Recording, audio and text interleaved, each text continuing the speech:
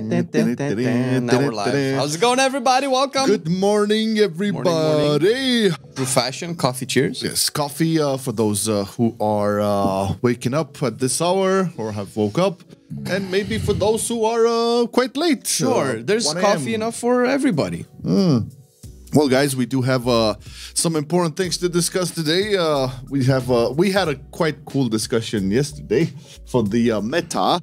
I think there was a lot of heat in the comments for last night's video. Some flame, some alloy is needed. Yeah. But we have a couple of happenings, right? You know, we're going to talk about possible release dates for alphas, betas, and actual expansion launches for Dragonflight, the Mythic Plus nerfs, and of course, we have to get into the talents that were previewed. I think we avoided this too much. So at this point, we are going to get into it. Let me open up the stream as well, man.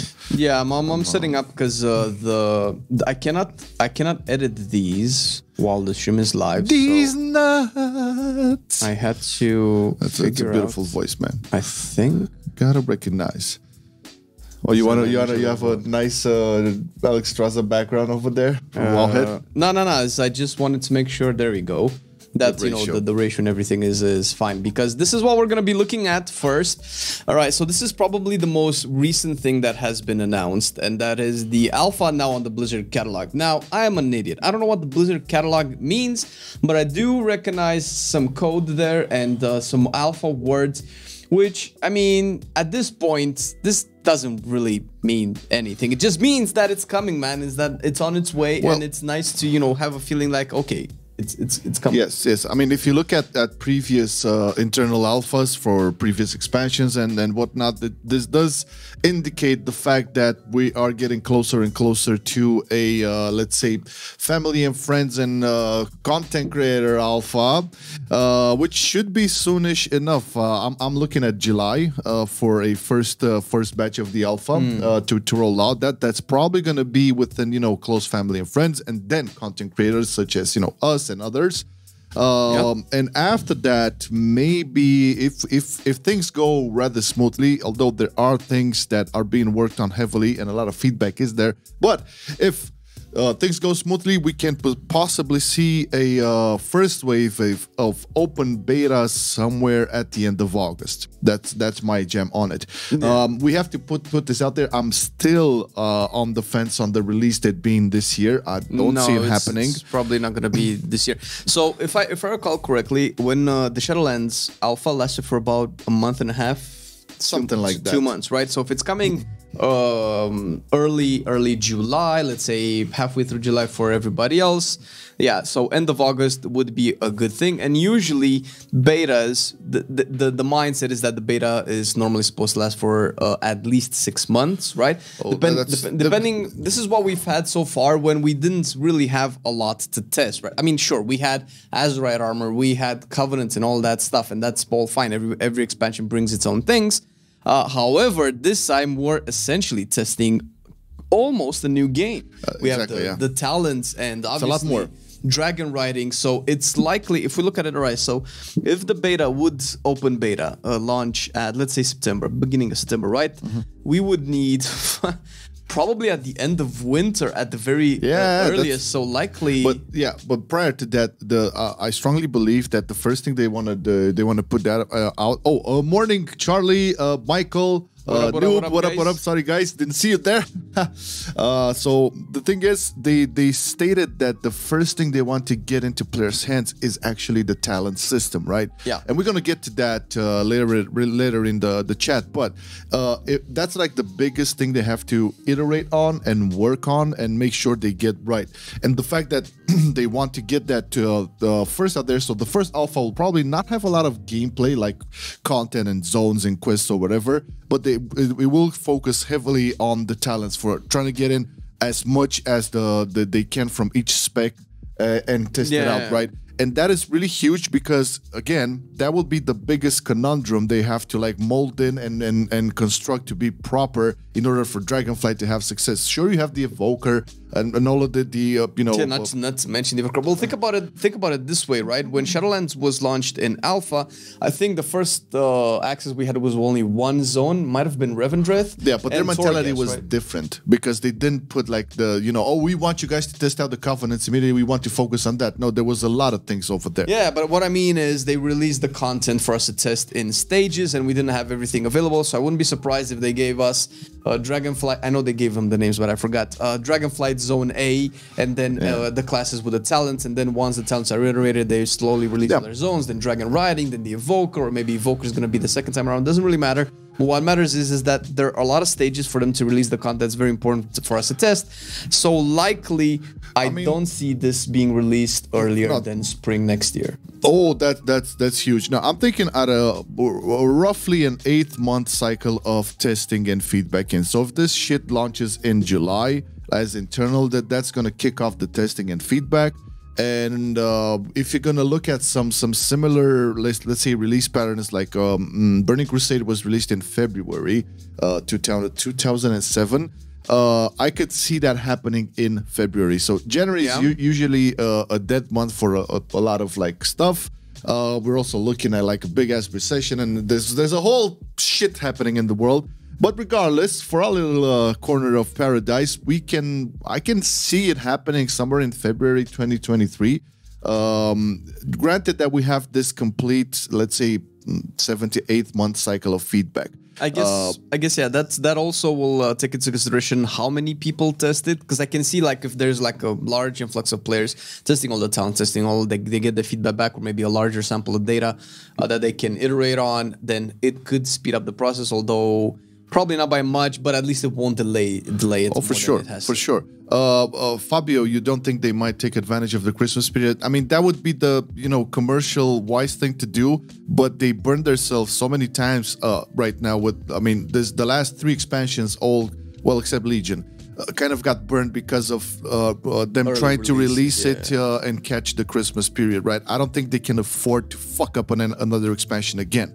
Remember, Shadowlands got delayed, you know, BFA when it launched, it was, oh my god. I remember Warlords was in the same basket. Yeah, commercially it would make sense, but I strongly believe they don't want this anymore. They're already in the bucket. They're making tons of money with Diablo Immortal. They don't have a problem. Yeah. Diablo Immortal was also delayed. And let's be honest, man, you don't want it to come into Christmas. There's way too much stuff to test and make sure that it works for us to have an early Christmas release of the game. It's definitely going to be incomplete. Think about it this way. Last time they, well, you know, the best example of an early release was BFA, when they've released in the beta. I don't remember, because I know you had access way before I did in beta BFA, the Azurites, right? And only at the end of the beta was they and you can only test it only in PvP, by the way. There was only it was shit cycles. Almost everybody that that I heard, and I think Marcelian can confirm, said that, you know, they're shit, that it's a horrible system, so they didn't have enough time to fix it, and likely, like Marcelian said it before, that's probably when they started to work on the essences that came later on, because they didn't just Hold up, we have Stan, motherfucker, with the 32 months, man. This is Stan Zandalorian is one of the OGs of the channel, man. Holy shit, thanks a lot, man. Been riding with us. That's like 4 months short of 3 years, dude. Jesus Christ, what a long goddamn time. Appreciate the love, my man. Hope you're enjoying your vacay still, man. Or if you got back, you know, enjoy the comeback. Thank you so much, man. Getting back into it. Yeah, right, so you were saying I was thinking about the previous cycles and their mentality and basically their whole vibe and scope when it came to like betas and alphas for previous expansions. You guys know that they were really stubborn and not really paying that much attention to community, right? This time around, it's kind of different, and we kind of feel it, man. It's no bullshit. This is like the first time we actually get to talk to people. And we can see it also in implementing changes and stuff, and the fact that they're putting out. So they put out the talent trees for Pharaohs and then for druids and DKs already, and it's clearly in a state that it's not final. It's just like, okay, this is what we have so far. Go at it, right? And this is with the sole intention to get the reactions, to get like the heated, passionate people to get into it and bash them or praise them regardless. because they want that information out. I think at this point, they realize that the game is not going to cater too much to new people. They're going to have their core audience over there, and they need to make good by them. And I strongly believe this is happening. This is, again, for the first time, we are actually also talking to people, and it's amazing, right? Yeah, this never happened. It's good vibes. Like, obviously, it's kind of like that bad relationship that you had, and you're like, you're afraid to trust again.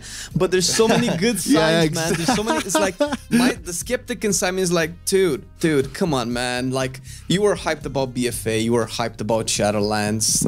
All of the time, it was like, but I mean, it's clear that their mentality is different, and however much agency we want them to have or not over the scandal that they had the last year, that did clearly affect mentality. And mentality when it comes to creative work is very important because it can fuck up shit. Not to mention that the scandal goes away, but Bobby's going away as well. And we definitely mentioned Microsoft before, but this is very important because it changes the paradigm of how they're approaching the game design and how much passion they're allowed to put in. Yeah. Allowed is a very strong word because I'm 110% sure that they were not allowed to put all of the passion that they want ever since BFA. Like, I don't know about Legion, but I know that in BFA, the first time that I started to do islands, I felt like, man, it feels like they just want me to be subscribed and not have fun. Yeah, exactly. But to the point we're making on this topic here, so we can probably expect an internal alpha, close family and friends alpha somewhere in July,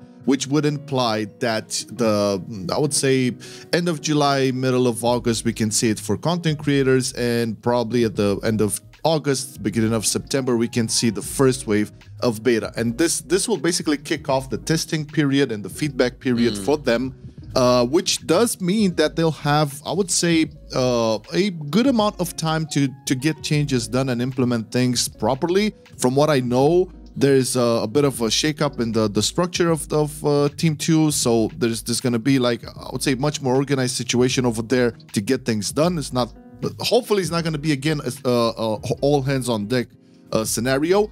But that being said, I would put my money on a February release for Dragonflight, because we're still gonna have season 4. This is one of the reasons season 4 is a thing, and it's gonna be a thing once it gets rolling, is because of this. I don't think they have anything in store for this year in terms of, like, wow content apart from season 4. And that's gonna at least try to keep some people busy up until the new expansion launches. And as a lot of you folks put in the chat, we see our motherfuckers. They have to throw everything at this, right? This is it. This is the point of no return. They cannot fuck this up, and I think they're very conscientious about that, because, again, I'm circling back to it.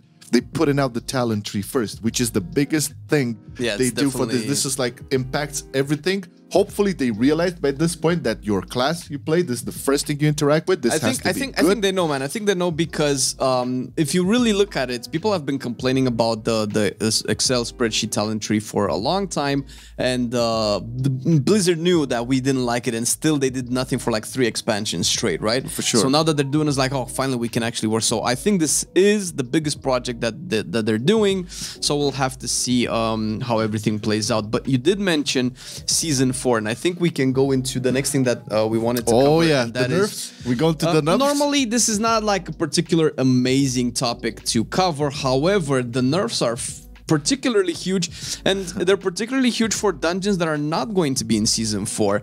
So if we look at it, Shadowlands, Sanguine Deaths, Theater of Pain, and was there anything else? Necrotic Wake, Spirits of Ascension. Yeah, I mean, it's interesting, that they put these nerfs right on the edge of season 4 coming in, which will not include these.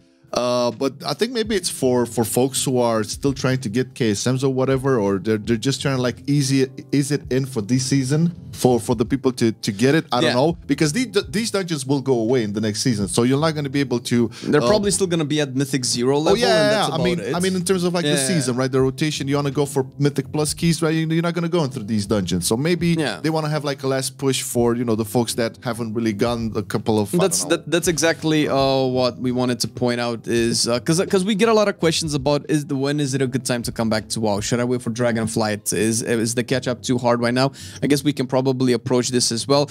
Now, getting back into, because we did have this topic as well, and it kind of ties in with the dungeons being nerfed. When it comes back, when it comes to is it good, is it worth it to come back? That's a question that pretty much nobody can answer for you, because that's strictly related to you and what you find enjoyable and if you can get enjoyment out of it. Now, we can bash Shadowlands all day long for all of its mistakes and mishaps. However, 9.2 and 9.2.5 by extension has been a pretty good patch, the best so far in Shadowlands. And after 9.0, however shitty 9.1 was with its problems, it still improved on the systems. 9.2 improved even more, and there's plenty of catch up, and they do catch up more and more. I think we talked about the renown being up to 60 and 9.2.5, and we have a video on it. You can check it on our channel. But there's so much catch up right now that you can essentially, and this is probably what's gonna end Mustard! What is that? Mustard. Oh, mustard. Yeah, there's a lot of ketchup. How about mustard? I usually take good it with my mustard. But with all of it happening right now, 9.2.5 and Season 4 is likely going to be a season where we just play everything. And that's kind of where I'm looking at, is like, oh, now that there's so much catch-up, I want to see how the tier set works on Mage. I want to see how it works on Rogue, and I want to play all of these alts. So, sure, the content is what it is, but there's definitely ways where you can play your alts and experience everything that Shadowlands has to offer before it goes away. Now, whether you like it or not, that's another thing, but I feel like this is a good time if you were not sure whether or not it's worth to come back into WoW. Come back now. It's easy to get your KSM really quick. The dungeons are nerfed. Like, we can even talk about the nerfs individually, and you can get all of your achievements, experience the WoW. The raid is awesome. The tier sets are awesome. Legendaries are awesome. Yeah, and if you want to get back right now and start doing some dungeons, you still can, because 4 of them got nerfed, right? So let's go through them really quick. Yeah. So for Necrotic Wake, the Icebound Aegis absorbed from Nalthor has been reduced by 20%. Okay, we're talking like Mythic plus. Okay, yeah, Mythic that's the last open. boss. Yeah, and actually, we encountered this issue on stream. I was either on Tuesday or last week, where we just couldn't on Tyrannical, couldn't burst the shield quick enough, and the mechanics were just awful. So I mean, it's good. It's another ease in for a lot of folks. If you again want to get into it now, it's easier. Okay. For Sanguine Depths, we have Tarvold, who has this cascade damage reduced by 20%. Oh, no, this, I mean, like this is a godsend. Jesus Christ! Like all of that's. I mean, sure, it's doable without the nerf, but with the nerf just makes it easier, especially for people coming back in, because it is a very annoying mechanic, especially when you have stuff like sanguine affixes and stuff like that. The corridor in which you fight Talvor is very narrow, and you have to dodge the balls coming in, and you have to take the Castigate out, and it kind of punished people that were running either a lot of melees or a lot of range, because you would always stack on top of everybody else. You had to take it out. As range, it was like the most annoying thing ever, man. And it's I mean, it's bearable now, right? It doesn't mean that okay, you just go in with it and on everybody and just stack it, but it's more bearable. That's all I'm gonna say. For Barilla, agonized damage reduced by 20%. There's a lot of 20%. There was also an issue that would cause some abilities to scale with the fortified affix instead of the tyrannical affix. I don't know about this, but apparently there was that. For Spires of Ascension, this is like Astros, Lexis, and Clodos, health reduced by 20% for all of them. I mean, you know, if you're gonna nerf some big bosses, health. But the 20% is so big, man. Like, I know. We've seen nerfs before. 20% is fucking huge. Yeah, and also Aura of Intimidation reduced by 20%. And lastly, for Theater of Pain, Zav, seismic leap damage reduced by 10%. Okay, this was a little smaller, but still quite significant. It felt pretty awkward in AoE and high tyrannical keys, because there were so many constant waves of AoE damage that everybody was taking that you couldn't dodge. There's nothing you can do about it. So I guess this addresses that. Yeah, it's less punishable, but I think people would kind of got used to that, and I never see it as a big problem. But hey, it's a nerf. It's gonna get more people into getting some higher scores if they want to push. So hey, kudos to that. Yeah, and these are like dungeon nerfs, but for the past couple of weeks, their raid nerfs were constant. We just didn't really bring it up today because like just minor nerfs, like 1 or 2 things over there. But nerfs keep happening. The content gets easier and easier. The player power keeps scaling because you get more and more eye level. I don't know if all of these nerfs, well, dungeons aside, but raid as well, are in tune to make sure that the Fated raid is in tune with the other raids as well. But if you want to, prep yourself for Dragonflight and you want to get the content, get a little bit of tier set going so that you can pump in Dragonflight with a couple of epics on you, then this is the time to get back in. It's just before season 4. If you start a character right now, it's very, very, very likely that you'll be able to catch up in a couple of weeks with everybody else. So that's pretty good, and we can see that Fabio is basically playing much more lately because I can actually play so many more different classes thanks to all the catch-up systems. That's a very good point. Charlie too. Yeah, we did talk about the alt-on friendliness of Shadowlands for about a year and a half now, so it's good that it's this was usually for a 0.3, 0.5 patch, but we already covered this. Stances we should gather everyone we could find to give feedback for Pharaoh, please. Yeah, that's coming. That's coming. Don't worry about it. Charlie said culture change, maybe budget change. They should all appreciate. Oh yeah, the Microsoft thing. Yeah, we talked about this for sure. It's a whole different scope over there, not the yearly. Quarterly callings on earnings. You know, Microsoft is a different machine in terms of that, but we still have to wait for the approval of the FTC for that to happen. A blanket nerfing HP of trash instead of nerfing specific one-shot mechanic is kind of confusing. I'm so ready for season 4. Hell yeah. I guess Fluxlore 90 has a point on that. I think that these nerfs, I hope, I mean, I want to believe that these nerfs come from a bag of data that they have on a range of keys. So for the situation when you have a lot of like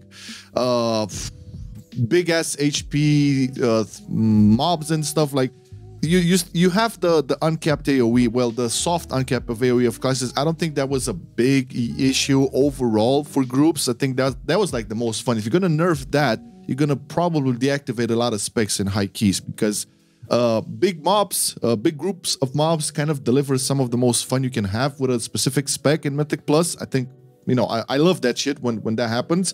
But indeed, you get way more punished for, I would say, I don't know, a mechanic like Castigate or in Sanguine Depths, right? So I can see the logic behind it, and I'm hoping it's behind the data. I can also see your argument, Flux. I just feel that if you're going to nerf mobs, you're going to kind of kill a little bit of the fun that is to be had in Mythic Plus. For me, at least. I can see, I always have fun when I see a lot of mobs and I can just boom, boom, boom shit. Yeah, well, that's you can approach the trash with a lot more options, since you can CC them and you cannot CC the boss. So I don't know about the boss mechanics. However, as far as nerfs go, as far as nerfs go, you can pretty much talk about the fact that Blizzard stated, or the dev stated, that they don't like people doing 30 keys and higher. They don't like the content being that accessible in terms of Mythic Plus. They would like to keep the cap below plus 30. That's what they said in a Q&A. I think it was maybe a year or two ago. I don't know if that's still the mentality that they want to keep. However, the fact that people can clear plus 30s and 31s goes to show that without the nerfs, the dungeons are still doable. It just matters what keys we're talking about. But the fact that they're nerfing, it's likely that they might not be holding to the same mentality. Yeah. Good morning, Zuls. The only thing that makes me sad is the fact that every expansion for the last years at the end of the patch, we have the same meta DPS at the end. I mean, Destro Locks, Fury Warrior, one of the Hunter specs or more, etc. This is I mean, you can look at different patches within expansions. I think every time, at least in Shadowlands, I don't remember a lot in the past, but in Shadowlands, we always kind of had, so okay, 9.0, you didn't see Subrokes. 9.1, you've seen Subrokes. 9.0, you didn't see Windwalker Monks. 9.1, you started seeing them. 9.15 and 9.2, Windwalker Monks. So I think they did a pretty decent job, at least in Shadowlands, shifting up those top meta specs. I think so too. Like you're saying that at the end of the patch we have the same meta DPS. I don't remember Destrologs being good in BFA at all, and they haven't been good in PV. No, top of the meta. I mean, no. At the end of BFA was Fire Mage 100%. Like, that was in the arenas. I don't remember in Destrologs in the arenas. Oh no, arenas it was stupid. But in terms of PVE, and I think raids, it probably was Affliction at the time, and right now, and in 8.3, remember those Fire Mages when you build those Ignite, and those Ignite ticked for like 300k? That was BFA Fire Mage. Yeah, Jesus Christ, that was insane. But yeah, the meta has actually been pretty nice. The only real contentious topic here is either Mage or Windwalker Sub, because Windwalker Sub are still top of the meta right now, even though they have been last patch, which I'm not particularly sad about. The fact with the Hunter spec, I mean, when was survival ever top of the meta? Ever since it was introduced in Legion. So I think it's fine. Like, I don't know if meta should be changed for classes, but more so for specs, because there are specs that have never seen proper play in Mythic Plus, specs like Arcane, specs like Affliction, which Affliction had a good run last season, and so on and so forth. Oh yeah, but enough about that. Let's hold on, I was muted. Let's go into the big changes, not the big reveal, the big reveal. Let's go into the talents for Dragonflight, because we have DKs and druids. Okay, you can have a go at the DKs. I'm gonna go at the Pharaoh. And I'm gonna quote a lot of Guilty as from the Dream Grove Discord, because he made some really good points, and I kind of agree with them. So just a quick heads up, if you haven't been paying attention, about 5 days ago, the Druid and DK talents were announced. There've been a couple of articles and a couple of questions and so on. They've only announced like tooltip talents that we can actually play with for, I feel, a couple of specs, but we do have a lot of them. So I'll let you take over the Pharaoh one, which I think we have something like this, but I think there's also you can go on a the talent calculator. Go on the Mythic Trap. So there's a talent calculator on mythictrap.com for Druid and Death Knight for Shadowlands. We can look at the Pharaoh one, because this is what we know. I mean, it's clear that this is by no surprise. We have like the general tree for the Druid class, and then we have the Pharaoh tree for the spec. Cannot really go too much into like Guardian and Balance, although and Restoration. Although from what I've seen on Dreamgrove, the consensus for these other specs, except Pharaoh, this kind of okay. Boomies are pretty happy overall. Guardian, there are some questions over there, some weird ass things. Resto as well, but the overall consensus is pretty decent. The biggest issues that seem to be popping up is with the Pharaoh tree, and I was kind of expecting this, because there's a lot of math going on the back of it. And again, Guilty as, who is one of the boys I look up to when it comes to like Pharaoh, and basically helped out a lot when I was playing Pharaoh. Guilty as is a prominent member and theory crafter from the Drink of Discord. He made a nice general Pharaoh tree feedback, and I'm gonna like quote him, because what he said is basically he wrote it down perfectly on kind of like what I felt on it. Okay, so the capstones, we're gonna start off with the capstones. Capstones on the Pharaoh tree are too weak. Generally, philosophically, players tend to rush to the bottom of the tree. As you invest more points, typically you expect additional points to be more valuable as you follow down a path, which is true. I mean, traditionally, when you went down through a path, you would expect the cooler things to be further down, right? Now, I don't think this is really the case on the Pharaoh tree at all. In fact, of the two capstones we know about, there's one that's shown but not mentioned. I don't know. Is it there at the end? Which one? At the end, is it, or is it updated? Maybe this the adaptive swarm icon thing. Could be that. Could be that. Which we don't know yet if that's the. I mean, it's probably likely going to be, because they did keep the Convoke the Spirits icon and the Adaptive Swarm, so it's likely going to be something related to improving overall hot and dot in one way or another, either damage or tick rate or whatever. Since we know that right now hots and dots are not, or at least dots are not hasted. Hots, I think they're still hasted. Yeah. So basically, the two capstones that we know, and the one that I mentioned, one is one of the weakest points on the tree, and the other is kind of just a bank of average point. And the initial problem with the weakness of capstones is that it kind of reduces how much thought you need to put in the opportunity cost of spending points, because you don't actually want to invest all the way to the bottom. It allows you to spread across the tree very horizontally, which again, maybe this is by design and this is not final, and we have to stress this out. This is like the first iteration, right? This is gonna go through heavily changes and the big feedback taken in. Now, in terms of the pathing, Pharaoh tree has drastically less pathing options than the other druid specs, particularly towards the top of the tree. Once you're committed into a line, you're kind of stuck on that line. There's not a lot of horizontal. You see that, right? I'm seeing it right now because I'm trying to get to the bottom, and I don't know where I fucked up. I don't have enough points to go to the bottom. Yeah, that's exactly one of the problems. A lot of players are going to be confused about this, because you get locked somewhere as opposed to the other specs. Okay, we said particular shell. When you compare it to Balance, Resto, or Guardian, they all have drastically more horizontality available, particularly at the start of the tree. This is the main thing, right? Look at, okay, you can look at the Druid. Switch a little bit to the Guardian so you can see. To the Guardian, right? Yeah. So.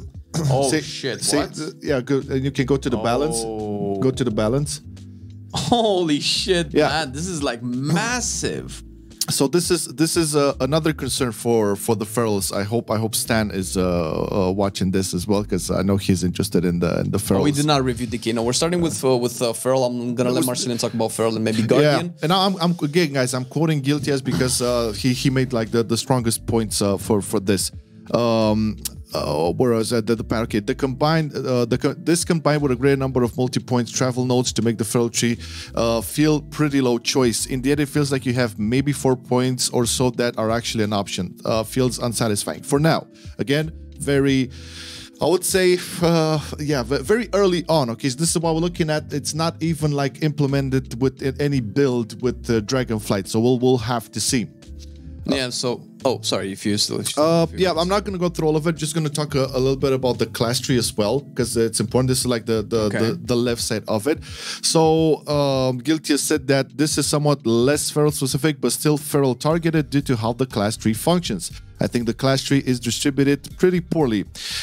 There's too much heavy emphasis on utility on the right hand side of the tree. All weaving is obviously a problem for the Pharaoh that needs to be addressed, or it breaks the class tree entirely for Pharaoh. But beyond that, pretty much all of the situational utility that Druid exists on the right hand side of the tree, with the left hand side of the tree having a stun or an AoE disorient. Innervate, Typhoon, Ursol's, Hibernate, Cyclone, Nature's Vigil all require either moderate or heavy investment into the right hand side of the tree. I think some juggling around would prompt much more interesting decisions here. And yeah, again, this is not set in stone. They might just do this. Yeah, I'm looking at it right now. Like if you look on the talent tree right now with like Hibernate, Cyclone, Typhoon. Yeah, there's a lot of that's his point, right? All of this on the right side, and then you have the actual like Rip.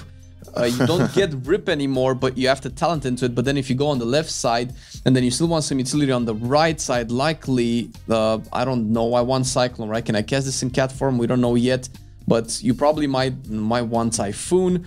You're not gonna ever end up getting one of these at this rate. This is the problem, yeah, that they clumped it up too much on the right side, and I think just as Guilty has said, just a little bit of shuffle between them. I know that there probably was a logic on placing them like this initially. Things will probably change eventually. Again, I'm stressing out. This is very, very early on, but for this particular version they put out over here, it's basically a situation where they can do whatever right now and just start listening to feedback. And people like Guilty as who have been playing Pharaoh at the high end for years and years and years can actually make some solid points regarding this. And you don't have to be like a theory crafter or a high-end player to see this, right? It's clear as day that first of all, when you go to look at the Pharaoh tree, there is like super stuck in ways, right? It almost gives you again the feeling of the current talent tree have. It's like, okay, this is the only way to go.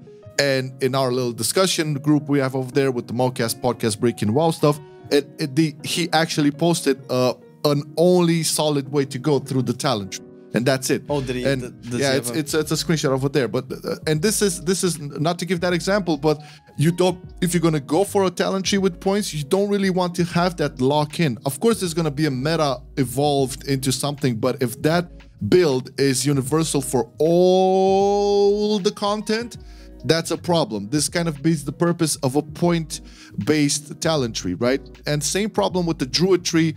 This will affect like all of the specs of the druids. It's like, guys, it's on Mythic Trap. I think people let me link it over there. This is the druid one, but you can the Pharaoh one, but yeah, you can select the DK. People are warmed up. What is that? What is that? Yeah, so basically it looks a little bit weird, and this is probably the best reason why they've announced and released the talent tree so quickly, so that we can actually talk about about it, and half people like guilty as feedback this stuff, because to be fair, a lot more people, not after just playing Pharaoh, I'm liking it more and more, and I can see the potential of the fantasy. Like I like the fantasy of being like a fucking savage beast, man. That's cool. You don't really get that in a lot of RPGs these days, and it's a shame because when I pop my fucking Berserk and I hear that cow go round or whatever the fuck, it's like, oh yes, let me swipe and maim everything around me. Yeah, man, and then you know that bite, that sound is so amazing. Now, Pharaoh is an awesome spec to play. I fell in love with it in Shadowlands, and you know, I'm still very fond of it. Just looking at the talent tree, and you know, having it like it is in this current form, there's definitely this feeling that you feel locked and there's not much choice. And when going into the druid tree, I feel there's too much of utility spells and CC or whatever on the right side, and not too many options on the left. So just opening up the paths a bit on the feral tree and maybe shuffling some of the abilities on the druid tree would definitely go a long way for the people who are interested in playing ferals and druids, like in general. Boomies are looking pretty decent, looking quite good. Let's take a look at the boomies for a second. Yeah, I think from what I saw on Dreamgrove, like, a lot of folks were kind of happy about it. Of course, there's a couple of concerns over there as well, but overall, it looks quite good. For the Guardians, I know there were a couple of concerns, but like three type of berserks over there. I know there's like one berserk and another for Guardian. One berserk would activate the other berserk. It was kind of weird over there. But I don't know if the Wolf Feral has about two berserk. But let's take them one at a time. So we looked a little bit on Feral. Let's see exactly what balance has. So obviously you start with Eclipse, which is pretty standard, and improved Eclipse or improved Moonfire. What I'm curious to know is to see how they do Starfall, because cause on enemies within over 8 seconds. It doesn't seem like it has a cooldown anymore, which is good, because I actually have a personal problem with balance, because whether or not you're like a fat chicken that calls in the moon and the stars, that's fine. But mechanical wise, having the AoE Astral Power Spender Starfall having a cooldown was where it all started going downhill for boomies in Shadowlands. And I don't know if there's a boomy main or a boomy theory crafter that like this. I've heard people talk about it. I'm not a fan of it as a, you know, a not boomy main, and it's and you can look at the way that it starts to spread out. You have a lot more agency whether or not you go into a specific row, and we can look at the last talent trees like Orbiter Breaker. I think this was a Torghast power, which is great to see. This like every 30 shooting star calls down a full moon, although I think the Torghast version was every 30th moonfire tick it calls down a full moon on the target, which is pretty good. And they still have the new moon and Fury of Elune as a choice, which is kind of how it's been so far, because you would pick Fury of Elune in AoE and new moon in single target. And you do have, I feel like, a lot more legendaries baked into it, which it looks kind of good if you really go down to it. And you have also, Jesus, okay, so we can talk. This is something that we have discussed before when initially they've announced the talent tree. The fact that we're going to get the Interrupt in as a talent. So you do have the Solar Beam. If you don't want the Solar Beam, or if you want, let's say if you want to go, I'll need to put in something else. Oh, I can take Solar Beam. But if you do want to get, you're kind of forced to take a lot of stuff, I feel, to be able to get to these. Maybe still 1 point. Shooting stars. Yeah, it's looking better at Feral in terms of how they're distributing the talent tree, so that you can have more options when you get to later. Not Feral. Yeah, well, it's better than Feral, that's what I mean, because the branches start way too early in the Feral tree, but as far as balance is concerned, it looks to be way more better distributed. But I think we can go into the Guardian now, because we both played Bear, and I have a personal problem with Bear and how it has been designed over the years, because last time I really enjoyed Bear was in Legion, and ever since Legion, it's been consistently stripped down of options. So I don't know if you have any opinions of the Bear, if you looked at anything that the Bear has so far. I was just with the Berserk thing, because I know Panthea talked about this. It's like it's a little bit confusing. The main concern is, and this is like in with what we've seen so far. Okay, it's a reconstruction of the talents, like going back to something we were familiar with in the past. But I was kind of expecting some new stuff over here, and to the point that you were making, like you don't like really the Guardian playstyle right now. This was the opportunity to bake in some new shit, this is and it's why... kind of No, sorry, go for it. I was just saying that it's kind of like the same old Mary in a sense. It's just that now you have to be very aware of where you put the points, and let's say have a more optional path to go through. But the play style essentially will kind of remain the same from what we're seeing here. Not much in changes. The thing was with the Berserks, because I know there are a couple of talents while Berserk and would activate Okay, so to get your Berserk, you kind of have to go this route, because I don't know if you can be a bear and not take this talent where 20% stamina, you need it, and you need to be able to cast Moonfire to then remove corruption within bear. I think that's particularly silly, because those are strong utilities. You cannot, as a tank, you cannot be forced to cast these outside of the tank form. So some of these seem a little bit moot. I don't know if you're ever going to be allowed to not take this point, and if you do take this point, then it goes to reason that you're gonna scroll down to Berserk. Now, whether or not we're gonna go left or right, it's besides the point, because you probably want Survival Instincts as a tanks, right? And that means you're probably going to go, actually this is optional, but you probably will go Mangle and Gory for Mangle as a first to reduce the rage cost of your next item 4. I mean, this is maybe neither here nor there. Mangle hasn't been used as much, but I'm trying to see how we can get to the down Berserk, because that's the second Berserk, so this isn't what's necessary. Reinforced fire increases armor by an additional burst, reduces damage by an additional. Okay, the tooltip kind of seems to slide off screen a little bit. Vulnerable Flesh, this is new. Maul has an additional chance to critically strike. Additional 30% chance to critical strike. I am actually interested to see if they can ever make Maul an interesting ability to press as a bear, because it's basically like how Ignore Pain used to be for Pro, where you just need to not cap on rage, although most of the time it's still probably better to press Iron first. So Maul is a dead spell. I hope there's more than just this, but we do get to the second Berserk, and this is Berserk Unchecked Aggression. So the initial Berserk is probably what you already are aware of. It reduces the cooldown of Mangle, Thrash, and Growl by 100%, combines with other Berserk abilities, granting all known Berserk effects while active, if supposedly you have it talented. The other Berserk is increases haste by 15%, which is what a Conduit is right now, and reduces the rage cost of Maul by 10. Again, interesting that it addresses Maul, combined with other Berserk abilities, granting all known Berserk effects, and so on and so forth. So this, I'm looking to see if the current Incarnation is set to be part, and it is Incarnation Guardian of Berserk, an improved bear form that grants all other known Berserk abilities, increases maximum health by 30%, which is what a bear has been going through in 9.1, I think, is when they added the extra HP boost to the talent, because pretty much nobody was taking it anyway. But what I was actually very surprised to see is Rage of the Sleeper, because I loved this, and I think people have been asking for this again. Unleash the Rage of Ursoc for 10 seconds, preventing 25% of the damage you take, which is very good, and reflect nature damage back at your attacker. While you're active, you are immune to loss of control effect.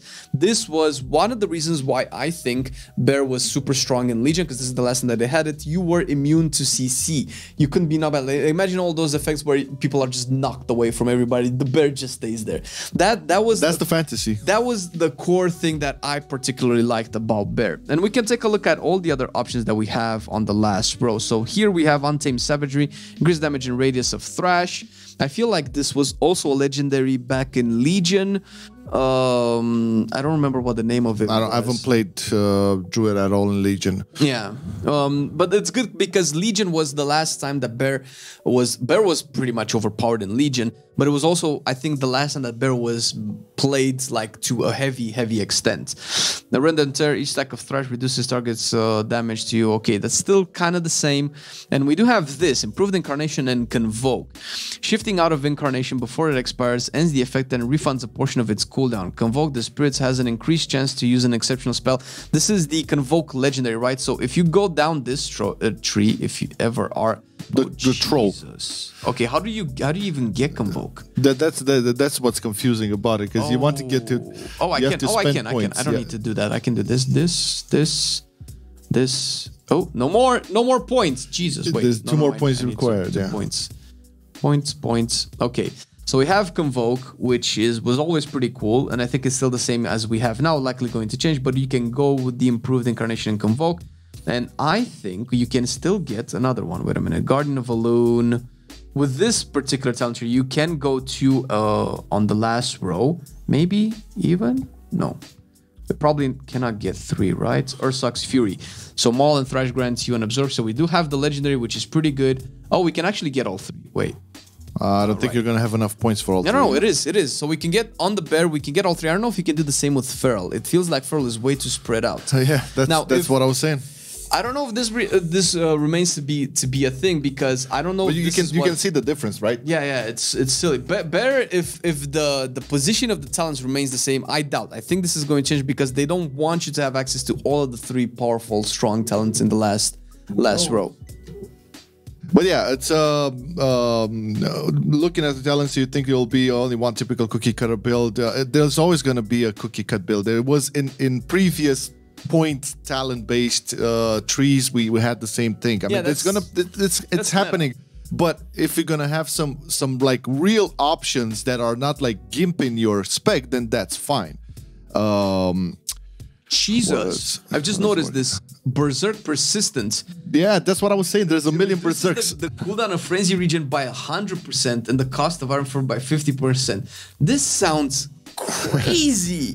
What? You are literally immortal in Berserk. Jesus Christ. That's what I was saying. So there's a million Berserks that bounce off of each other, and this is like, you know, a little bit confusing because it makes it sound that this is gonna be like top spec all around. It's like that's it. I think this is definitely going to change. So if we look at Pharaoh, how hard can we try to get to the last row? So I got Cycle of Life and Death, and I'm already out of points. Let's say I don't want to go there.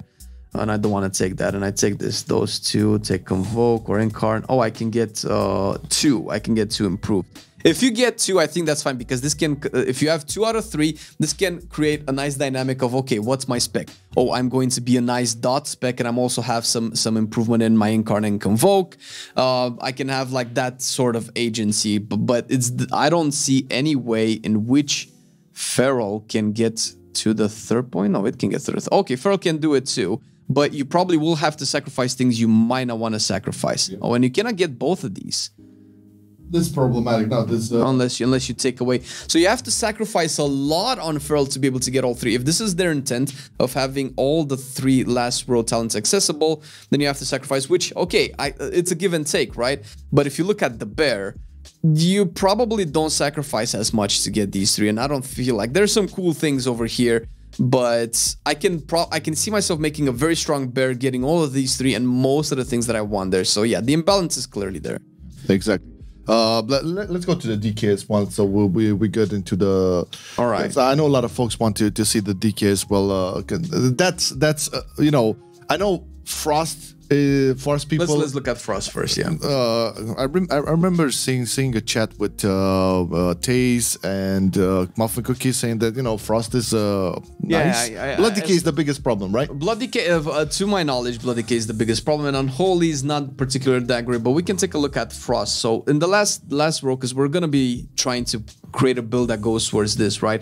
So Breath of Cidragosa is still a build that you will go through. Obliteration Ice Cap will be a choice node, and Absolute Zero Force. This is looking to be really PvP oriented. Frost Form has a 50% reduced cooldown and freezes all enemies hit for 3 seconds. This has been the PvP legendary for Frost in Shadowlands, at least in the first season. I don't know if it's still being played right now, but that's the only time that it has been added. However, one thing I do want to point out is, well, you have to talent into Obliterate and Howling Blast. You're probably going to go like this. Your auto attacks, critical strikes have a chance to make your next Obliterate critical strike. Okay, they fixed the tooltip because I think previously it was kind of messed up. What I want to get to is Chill Streak. Oh my god, this is a PvP talent tree that has been made available to play in BFA and PvE via the... what was the essence that gave you the PvP talent? Conflict and Strife. Conflict and Strife. Yeah, there you go. Right, and this was crazy good in PvE, right? And it's an amazing thing that Frost needs a little bit more agency, right? It's a small cooldown. You shoot out a bolt of Frost that deals a lot of damage and bounces between targets. And I think this Frost damage to the target, movement speed reduced, blah blah, cost 40 rune power, just your bonus damage 9 times. So it jumps 9 times, right? But you do have the improved one, which I cannot tell because the goddamn tooltip is out of screen, but I know I have it here somewhere. where they have announced, where they did talk about the tooltips. What is this? This is Death Knight class talent, the Death Knight general row, blood decay, because they did go over the. Hold on, I'm pasting the link again for folks who haven't caught up with the chat. Let me help you out, Tribus. Yeah, this is it. This is it. So the one we're looking for is what row was it again? It was 1, 2, 3, 4, 5, row 6, right? Row 6. It has to be here. Biting Cold Chill Streak deals frost damage, and row 7 would be the improved Chill Streak. Why don't they have the talent, the thing here? Basically, the improved Chill Streak lets you do more damage. I think the more it bounces, which was pretty good. So enemies suffer 5% increased damage from Chill Streak each time they get struck by it. That's what I wanted to go. And I cannot read the other one. I don't know what that other one is. They've put in pretty much obliterate 7% fun to runes, legendaries into the tree, which was amazing good. They've added Frostpulp Indignation, which we've talked about it so many times before, which is pretty good. Murderous Efficiency is going on. So if you want to go on the obliteration part, you kind of skew to the left side of the talent tree, and you have a lot of things like Obliterate has 50% chance to 15% chance to trigger Rhyme, and Howling Blast gives more runic power. Obliterate has 10% chance to refund 2 runes. So this is like Obliterate tree. This is more a frosty tree. So this is one of the best things that in terms of fantasy, right? It depends now how they balance it, because stuff like Biting Cold and Gathering Storm were pretty much cookie cutter and you couldn't get away from it. But right now it seems like the talent tree is more evenly distributed and it looks to be pretty fucking cool. I mean, this was kind of like the major wishes from the Frost Boys, having a little bit more agency, and it looks quite good. This is quite a success from what I can see. Just gonna where is it? Taze from the Acris Discord, been like super. I would say congested. He said like it's great. Seems like the best of from the last few years with very few questionable talents. The Muffin Cookie, who plays Frost at a very high level, says I love the Frost one, looking really solid. Also need to look more at the general one, but looks good so far. So the Theory Crafters high-end players are kind of like super Gucci with it. There is some things with the Unholy one. Tay said that some good, some lots of bad. There's little room for build diversity, and the way the tree is structured takes far too much away from the base of the spec. This is Unholy once again. An Unholy build with Apocalypse or Army is entirely possible, but it's likely they are going to be put far too much power into them to ignore. So that's for Unholy. The biggest problem will be with Blood. I'm not a Blood player, but from what I saw, where Mandel from the Acris Discord was like, oh my god, there's a lot to go through over there, and you play Blood. So yeah. So some of the main issues with Blood is that you have very strong talents that you really want to take that will pretty much invalidate a lot of the other options, which has been true for the moment as well. And I think Blood remains one of the hardest specs to balance, because like I said before, years ago, the only time Blood is ever going to be very strong in PvE is when it's going to be stupidly overpowered. That's the only time it has ever been top of the meta in PvE in any way, and that last time was Legion, because now you have Empowered Rune Weapon, which is crazy good for Blood, so likely you might not ever reach Abomination Limb, which has been put into the general Death Knight talent tree. You also have Soul Reaper. So now for Blood, if you look at just the last talent row, you do have Bone Storm, Everlasting Bond. This is like the 2-piece talent tree, I believe. Summon 1 additional copy of Dancing Rune Weapon. Additionally, each rune spend. This is to increase it. I don't know. You're probably not gonna get the same amount of uptime that you do now because you don't have the 4-piece set, which lashes out a hard strike every time you Dancing Weapon. That also contributes to the extension. Purgatory is still there. You have Unquenchable Thirst, which is new while Vampire Blood is active. Store a proc of your Death Strike healing. I think that's because the tooltip is kind of skewing off screen again. And then you basically store the healing that you do with Death Strike, and once Vampire Blood expires, 100% that store healing blasts as shadow damage, which is interesting. It's an interesting concept, but it remains to be seen if it's going to make it as an option. There are definitely some interesting things here. However, by the time we're gonna figure out exactly what's going to be what we're going to have a talk about this on our podcast, you'll probably see it next week. But there are some key things here that are a little bit questionable. For instance, Will of the Necropolis is a key component as to how Blood Decay is so tanky and is able to tank so many things, is because once you take damage below 30% HP, you have a 30% damage reduction, which is crazy good. Oh yeah, because that's basically the wall, the big defensive, right? So that's why Blood Decays don't die when they're low on HP, because of Will of the Necropolis. Now, this is very far from stuff like the Empowered Rune Weapon, right? So if we're gonna want to get Empowered Weapon, which is from what I understand from Mendel as well. Oh, I have to put in, let's see. So we're gonna try and get this stuff, right? Whatever, Runic Corruption, doesn't really matter. I just want to get down as fast as possible. You might want Death's Advance as a tank. You might want a stun. You might want a talent tree. Maybe you want Wraithwalk as well. To be fair, this is Permafrost, which was the old DK talent. You will start automatically with Raise That, which might not be that important. Chains of Ice, you do want the Interrupt, which is successfully interrupting an enemy. This is actually the Interrupt is right here, right? Mind Freeze. But this is the Conduit that we have so far. And we do need 2 more points. Get him. Let's put that there and put that there. There you go. Now we can go Icy Talents and Empowered Rune Weapon, and we're going to get Improved Death Strike, but probably not, because we definitely want Will of the Necropolis. Blood Draw, when you fall below 30% health, your health drain. I don't know what this means, health drain, because we have no numbers of that.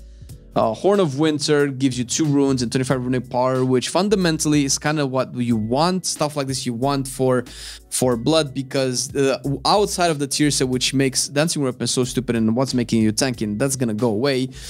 Your main way of staying alive is having runes and runic power, and probably stuff like this is going to be good. Now, whether or not we'll be able to obtain, we can obtain some of these, but there are other questionable things that are really good.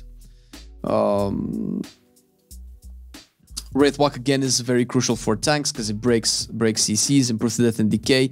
You might want to start to be able to cleave while in Death and Decay, because AoE damage is important. So it feels very skewed out, like, and it's a lot of choices to be made from the general Death Knight talent tree, which are very essential to blood from what I'm seeing here. Again, this is very early on. Feedback is being gathered, and I'm hoping that folks who are seeing this either live or on YouTube and are playing these specs, go to the forums or go to the Discords or whatever, and voice your opinion on this, because once we get into the actual alpha and beta build, and we're gonna see this how these live on and how they perform in actual gameplay environments, it's gonna be very crucial to voice it out. I know Blizzard haven't had the greatest track record when it comes to implementing feedback, but I would say that for the last, I would say, year, they have been doing a better job at it. And the fact that these are here, and this is basically their decision to just put these out as fast as possible so they can get the reaction. This is a good time to just make it happen and make it work for how, we, the community, like it. Well, more or less. Again, I don't feel they're trying to get more new players in. Maybe get some older ones back, maybe. But again, this is their people who are still playing the game. They want to do this for them. So there's no better time to voice your opinion on this. On YouTube videos, on streams, on the forums. I think the forums, the community council, is one of the best places to put the feedback in. And I think on the forums right now, if not right now, but once the public beta comes in, you're gonna have all of the threads over there for feedback on classes, right? But this, I think it's worth pointing out. This, when you're trying to say something about a specific talent or some mechanic from a class or spec or whatever, it has to be at least don't hate, don't be a troll, right? There's try to have some arguments over there. Not saying you have to be a theory crafter. They're listening to all polls of the community. They're not just listening to high-end players. They want to make it happen for everybody. So not saying you have to bring in charts or whatever, but making a, let's say, argumented case on why you feel this is bad and this is good will go a long way on them understanding and implementing stuff. If you just if you're just gonna go there and just troll them or just spread out hate and whatever, it's not gonna help. Do remember, guys, that Team 2 always had a bunch of people who were not in agreement with how the game was going, neither in BFA nor Shadowlands, right?